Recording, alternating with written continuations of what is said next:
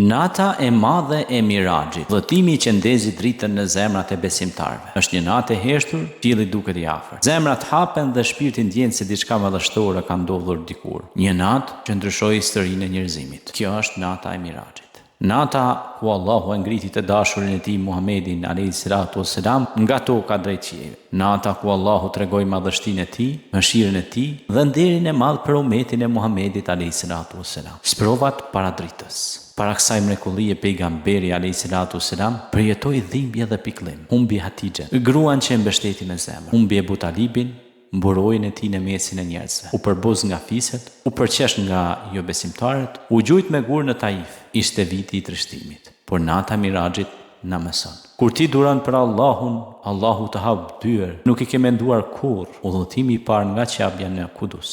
Në natë Meleku Xhibril vjen dhe e merr pejgamberin alayhis salam. Ai hipën mbi burak, krijes së dritës, e shpejtë se vetera. Nga Qabja derisa arrin në Mesxhidul Aqsa, vendi i pejgamberëve, toka e shenjtë ku janë shkelur këmbët e pejgamberëve, aty Resuli ynë Muhammed alayhis salam i udhëheq në namaz. Ibrahimi, Musa, Isa, të gjithë pejgamberët rreshtohen pas tij. Mesazhi është i qartë. Feja, besimi është një, Allahu është një. Pejgamberët janë zinxhir drite që udhëheqin njerëzimin. Udhëtimi i dytë, ngjitja drejt qiellit.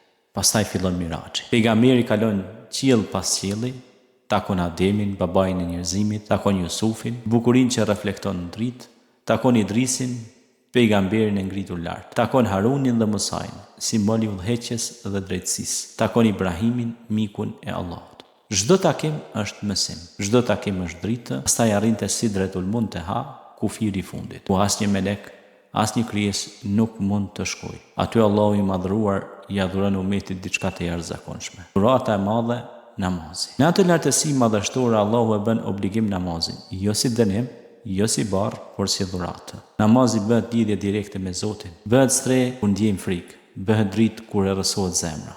Bëhet prehje kur bota rendohet mbi shpatur. Pejgamberi na mëson, rehatin e gjejnë në namaz. Gjatë Miraxhit ai sheh shpërblimet e besimtarëve, lumej, upshte, vende paqe dhe drite, por sheh edhe fundin e atyre që gënyen, tradhtuan, nuk u penduan. Kjo natë na thot, jeta kalon shpejt, veprat mbeten. Allahu është i drejtë dhe i mëshirshëm. Miraxhi thirrje për zemrat tona. Kjo natë nuk është vetëm histori, ajo është ftesë. Kthehemi në namaz. Es-salatu miraxhul mu'min. Namazi është miraxhi i besimtarit, ngritje shpirtërore. Të pastrojmë zemrat nga urrëtia, të kërkojmë falje për gabimet, të afrohemi me Kur'anin, duan, me sadakat, bamirësitë tona. Sepse sa herë që falemi është sikur të ngjitemi edhe ne shpirtërisht drejt Allahut. O Allah, na bëj prej atyre që ruajnë namazin.